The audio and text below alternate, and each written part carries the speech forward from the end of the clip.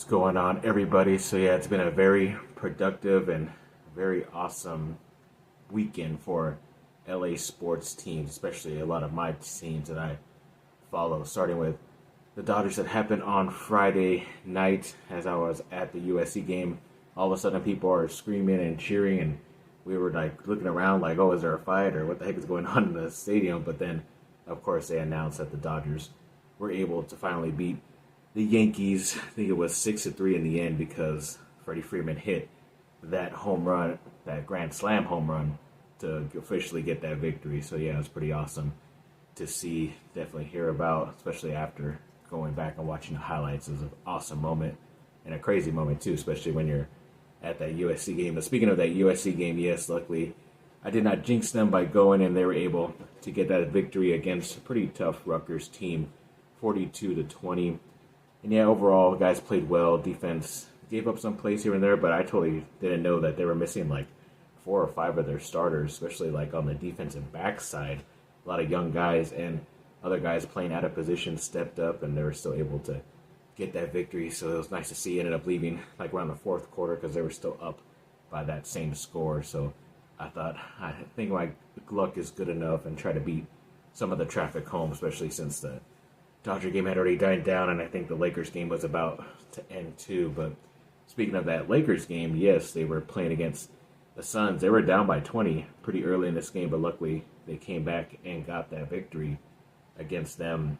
123-116, and apparently they have never won on the same day, all 3 of those teams, which is pretty interesting. Even Anthony Davis had 35 points, 8 rebounds, and 4 assists, so another 30-plus point game for him. He's the first Laker since Kobe in most recent history to do that since 2005, to have 30-plus games to start the season. I know Elgin Baylor and Jerry West did that as well, but I think the graphic was messed up because they did not include Kobe in there, but I'll get into why I used the second graphic a little bit later after this next little bit of news. But yes, the Dodgers ended up playing that next day on Saturday against the same team, Yankees, in the World Series, and were able to get that victory 4-2. I know watching the highlights of that one, it was like they could have easily got the opposite script done to them that the Yankees lost to in game 1, because they pretty much had all the bases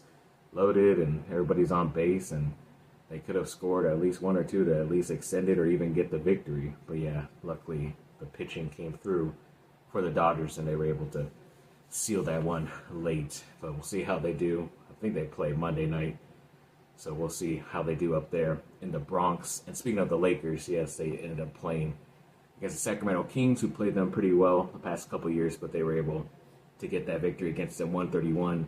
LeBron James went off in the fourth quarter, ended up with 32 points, 14 rebounds, and 10 assists, another triple-double for him. I believe it was the first of the season so far. And then Anthony Davis once again had 31 points, so he joined Elgin Baylor, Jerry West, and Kobe Bryant to have 30-plus points to start the season, which is pretty awesome. So yeah, I know I had one graphic that I had to delete because they only had Baylor and West in there. Then I saw like another thing that said Kobe had did it too, but I didn't understand why Kobe was on there if he started that 2005 season, same thing, scoring 30-plus points, but then they recorrected themselves on that second graphic, as you just saw. So yeah, including all 3 of those GOATs for the Lakers, and hopefully Anthony Davis ends up being one as well for them at the end of his career.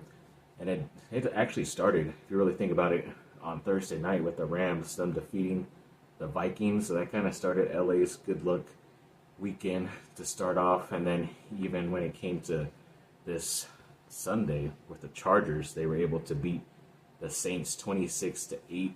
Even the rookie Ladd McConkey had 6 targets, caught all 6 targets for 111 yards and 2 touchdowns as well. So yeah, a lot of good mojo happening for LA sports teams. I don't know, maybe something bad's going to happen. Maybe we're going to have another big earthquake or something. Pray to God that it does not happen for LA. But yeah, it's a lot of too much good stuff, especially that weird stat of USC, the Dodgers and Lakers never winning on the same day. I guess more recent history. Kind of wonder why that had not happened yet, because the Dodgers have been playing better. I know before like 2020, they weren't really in the finals or the World Series as much, but either way, glad they were able to finally win on the same day. That was really awesome, as I said. And even some good news when it comes to Duke and Laker players. Apparently, Jared McCain, ex-Duke player, and Dalton Knecht, who's the rookie for the Lakers, both signed with Jordan Brand over this weekend for a new shoe deal and all that stuff. So yeah, like I always said, Michael Jordan is not afraid of making money. He'll sign Duke players, even though they're rivals to his school that he went to in North Carolina. But after college, all he cares about is making money, and at least he's making some good choices, getting some Dukies in there, and also the rookie Lakers player. So yeah, congrats to those guys.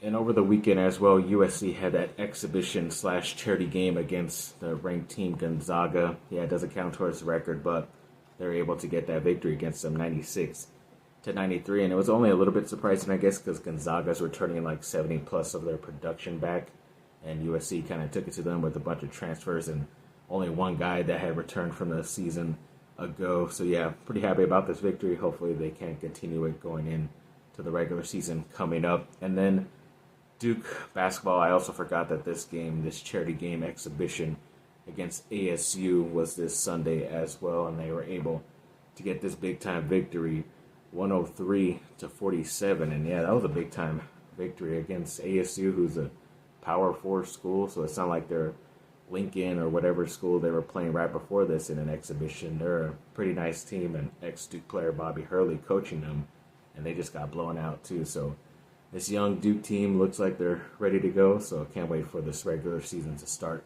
coming up soon.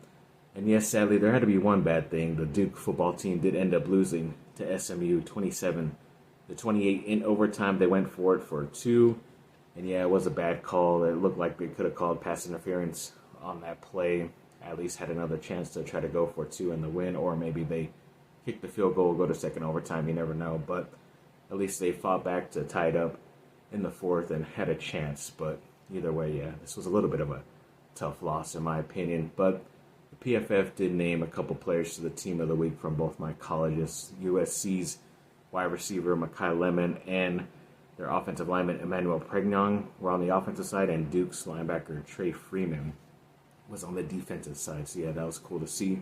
A couple guys from my teams ended up getting on that list. And the USC women's soccer team is now ranked 6th in the nation, so congrats to them. They also had a Big Ten player, offensive player of the week, in Helena Sampaio last week. And also their player Simone Jackson recently signed with Nike, which is pretty awesome, which led into them beating their hated rival UCLA 1-0 this last weekend in order to win the Big Ten championship, which is the first in their first year, which is really cool. And they're the number 1 overall seed in the Big Ten tournament, and they have to wait for Wisconsin versus Ohio State, that winner. So congrats to them.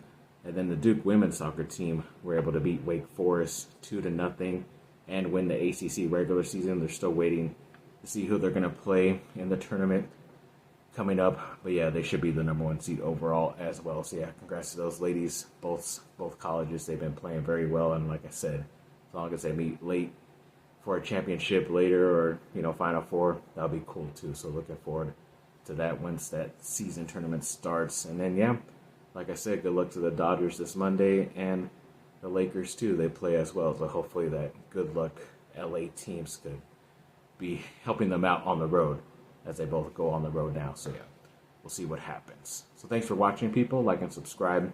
Comment down below. Let me know what y'all